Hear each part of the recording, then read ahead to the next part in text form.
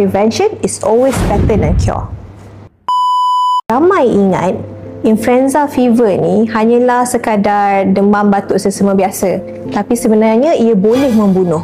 Saya terpanggil untuk bawa topik ni sebab baru-baru ni Ahad lepas salah seorang manajemen tim kami kehilangan ayahnya kepada komplikasi influenza. Ayah yang cergas, boleh jaga diri sendiri, ke laut setiap hari, ditemui kolaps di rumah dan admitted ke ICU, dan bila selepas beberapa hari di find out ada influenza infection, dan itu adalah primary cause of keradangan paru-paru dan organ failure yang membawa kepada maut.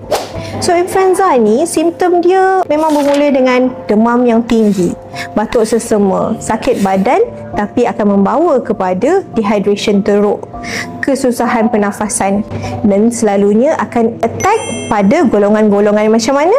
Warga emas, pesakit-pesakit kronik, kencing manis, darah tinggi, sakit jantung, ibu-ibu mengandung, anak-anak kecil, dan mereka-mereka yang mempunyai imun sistem yang down seperti penyakit autoimun dan sebagainya. So apa yang kita boleh buat?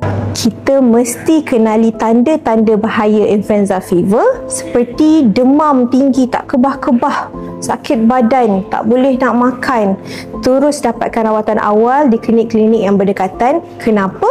Sebab kalau kita detect awal pada hari pertama, hari kedua, terbaiknya first 24 hours, dia punya antiviral akan lebih berkesan untuk mencegah komplikasi-komplikasi yang lebih teruk dibawa oleh influenza.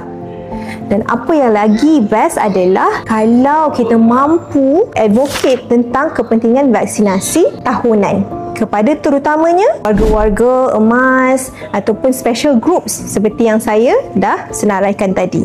Tapi yang adults biasa ni tak perlu ke divaksinasi? Perlu, sebab anda boleh bawa kuman tu kepada orang-orang yang tersayang. Influenza mungkin nampak kecil tapi boleh meragut nyawa.